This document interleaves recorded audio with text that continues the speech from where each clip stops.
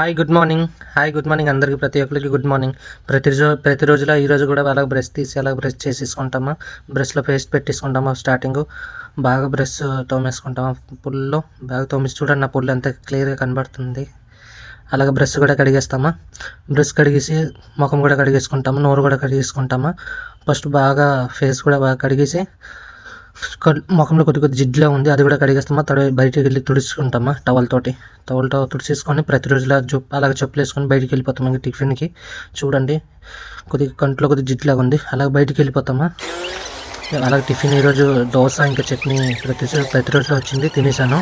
అలాగే రూమ్కి వచ్చాను. ఈ వీడియో నచ్చితే లైక్ చేయండి, షేర్ చేయండి, సబ్స్క్రైబ్ చేసుకోండి.